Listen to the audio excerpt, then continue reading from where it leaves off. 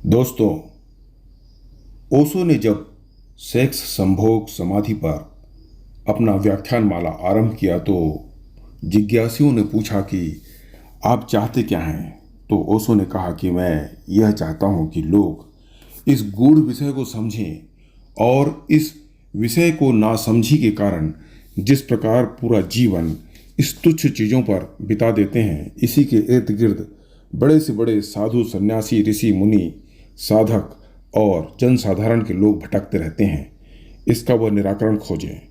और मैं यह चाहता हूँ कि लोग इससे तिरक्त हो जाएं और इस पराकाष्ठा पर पहुँच जाएं कि इस तुच्छ चीज के इर्द गिर्द भटकने के बजाय इसे समझकर एक ब्रह्मचर्य जैसा जीवन व्यतीत करें, जिससे उन्हें आध्यात्म की उस उत्तंग और उच्च सीमा को प्राप्त करने में सुविधा हो सके।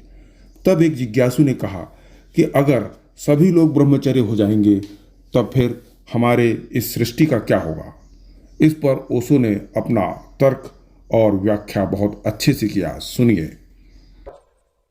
तब भी वे बच्चे चाह सकते और लेकिन उन बच्चों का जन्म उत्पत्ति होगी, वो प्रोडक्ट होंगे, वो क्रिएशन होंगे, वो सृजन होंगे। सेक्स सिर्फ माध्यम होगा। और जिस भांति अब तक ये कोशिश की गई है, इसे बहुत गौर से सुन लेना, जिस भांति अब तक ये कोशिश की गई है कि बच्चों से बच के सेक्स को भोगा जा सके, वो नई मनुष्यता ये कोशिश कर सकती है कि सेक्स से बच के बच्चे पैदा किए जा सके। या बात समझे, ब्रह्मचर्य अगर जगत में व्यापक हो जाए तो हम एक नई खोज करेंगे, जैसे हमने पुरानी खोज की है कि बच्चों से बचा जा सके और सेक्स का अनुभव पूरा हो जाए। इससे उल्टा प्रयोग आने वाले जगत में हो सकता है, जब ब्रह्मचर्य व्यापक होगा, कि सेक्स से बचा जा सके और बच्चे हो जाए। और ये हो सकता है, इसमें कोई भी कठिनाई नहीं, इसमें जरा भी कठिनाई नहीं है, ये हो सकता है। ब्रह्मचर्य से जगत के अंत होने का कोई संबंध नहीं। जगत के अंत का होने का संबंध सेक्सुअलिटी से पैदा हो गया। तुम करते जाओ, बच्चे पैदा और जगत अंत हो जाएगा। न एटम बम की जरूरत है, न हाइड्रोजन बम की जरूरत है। ये बच्चों की इतनी बड़ी तादाद, ये कतार, ये काम से उत्पन्न हुए कीड़े मकोड़ों जैसी मनुष्यता, ये अपने आप नष्ट हो जाएगी। ब्रह्मचर्य से तो एक और ही तरह का आदमी पैदा होगा। उसकी उम्र बहुत लंबी हो सकती है, उसकी उम्र इतनी लंबी हो सकती है जिसकी हम कोई कल्पना भी नहीं कर सकते।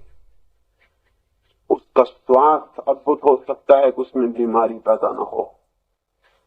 उसका मस्तिष्क वैसा होगा जैसी कभी कभी कोई प्रतिभा दिखाई पड़ती है। उसके व्यक्तित्व में सुगंध ही और होगी, बल ही और होगा, सत्य ही और होगा, धर्म ही और होगा। वो धर्म को साथ लेके पैदा होगा। हम अधर्म को साथ लेके पैदा होते हैं और अधर्म में जीते हैं और अधर्म में मरते हैं, और इसलिए दिन रात जिंदगी भर धर्म की चर्चा करते हैं। शायद उस मनुष्यता में धर्म की कोई चर्चा नहीं होगी, क्योंकि धर्म लोगों का जीवन होगा। हम चर्चा उसी की करते हैं जो हमारा जीवन नहीं होता है। जो जीवन होता है उसकी हम चर्चा नहीं करते। हम सेक्स की चर्चा नहीं करते क्योंकि वो हमारा जीवन है। हम ईश्वर की चर्चा करते हैं क्योंकि वो हमारा जीवन नहीं। असल में जिस चीज को हम जिंदगी में उपलब्ध नहीं कर पाते, बातचीत करके उसको पूरा कर देते। ओशो का ज्ञान कितना सत्य और प्रासंगिक था।